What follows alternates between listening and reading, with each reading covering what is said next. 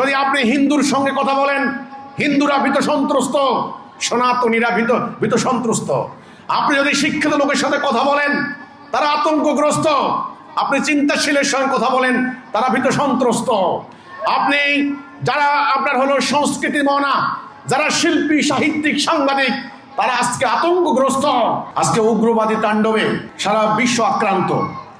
শক্তিশালী রাষ্ট্রগুলি দরিদ্র রাষ্ট্রগুলির উপরে, ছোট রাষ্ট্রগুলির উপর আক্রমণ চালাচ্ছে। পার্শ্ববর্তী শক্তিশালী রাষ্ট্রগুলি তুলনামূলক ছোট ছোট রাষ্ট্রগুলির উপর আধিপত্য বিস্তারের চেষ্টা করছে। আজকে প্রতিটা দেশে উগ্রবাদ মাথাছাড়া দিয়ে উঠছে। বিশেষ করে আমার সোনার বাংলা, এই বাংলাদেশ আজকে স্বাধীন হওয়ার পর 55 বছরে যত একটা বছর যায় তত উগ্রবাদী তাণ্ডব এই দেশটাকে যেন গ্রাস করছে। আপনারা জানেন, এখানে রাজনীতির নামে উগ্রবাদ, হানাহানি, হরতাল, অবরোধ, জ্বালাও পোড়াও নিত্য ঘটনা। এখানে ধর্মের নামে উগ্রবাদ ভয়াবহ আকার ধারণ করছে।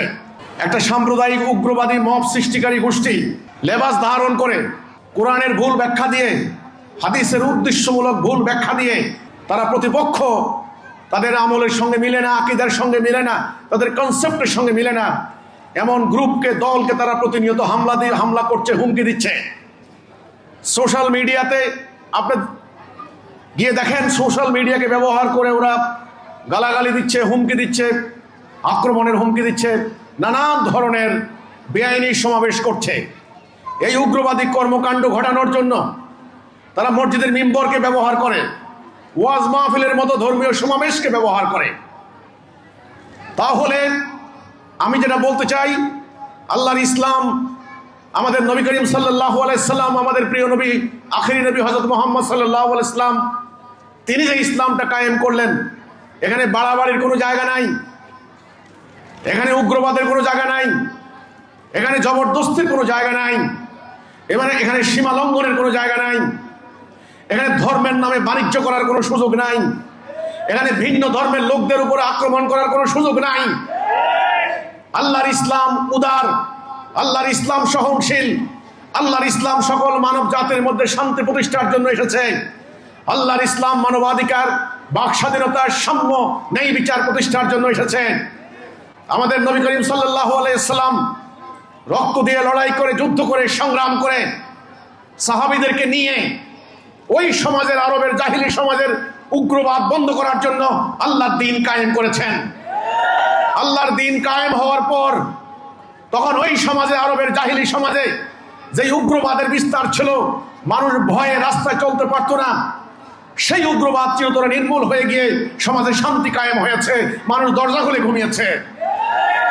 আজকে যদি আপনি হিন্দুর সঙ্গে কথা বলেন, হিন্দুরা ভীত সন্ত্রস্ত, সনাতনীরা ভীত সন্ত্রস্ত।